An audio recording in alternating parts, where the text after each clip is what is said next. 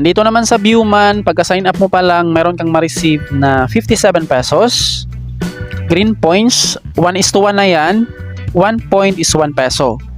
Sa gold coins naman, 10,000 points is 10 pesos. Ayan siya. So, pinaka-game nila dito mabebs, ito siya. Shoot lang. Drag. Galawin lang natin yung screen para gumalaw yung ating character or hero. Yan siya. Tapos sa pinaka-last dyan, need nating talunin yung kanilang boss, yung mastermind.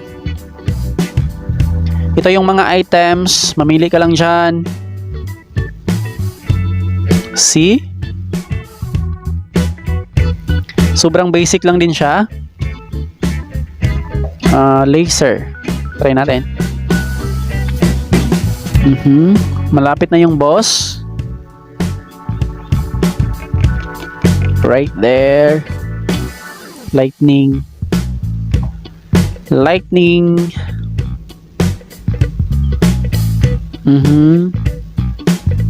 Ayan na. Sita Langka.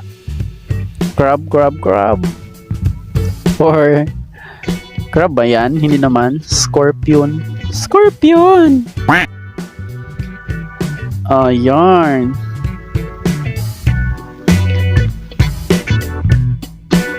Ayan na. Pagkatapos ng game or level, ito yung ating reward. 2.83 pesos na green cash, 6,000 points at saka 300 star points. Yung ating makukuha na points, dito siya malagay mabebs sa agent account. Ayan, dito siya mag-add. Tapos i-withdraw lang natin yan para malipat dito sa ating balance na coins. Take note, bago natin ma-claim yung ating points, dapat nakapag-level 2 yung ating agent account.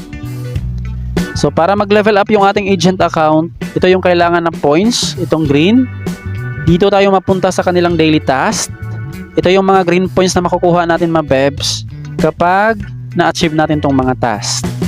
Tapos dito naman meron silang interactive task, mag-visit lang ng site ng ilang minutes. Tapos meron tayong makukuhang coins. Ayan, bawat location dyan mabebs, merong nakalagay na reward. Swerte ka dito mabebs kung mapindot natin yung kanilang black gold. Ayan, worth 1,100 pesos. 3 beses na ako dyan nakakuha ng 1,100. Ito yung kahapon. Ayan, para makapaglaro sa kanilang map, ito nga po yung kailangan na points. Makukuha lang natin tong mga points na to mabebs dito nga po sa kanilang daily sign-in. Coins at saka blue points. Meron pang ibang task para makakuha ng blue points dito sa kanilang daily task. Ayan, kapag natapos natin tong task, meron tayong makukuhang 2 points. Tapos yung dagdag sa pag-invite ng mga friends. Pansin ko lang dito sa kanilang app mabebs, dito sa kanilang game, kapag nasa level 40 ka na pataas, random na lang yung ating makukuha na green points. Sa inviting naman walang green points. Ayan mabebs, puro coins lang yan.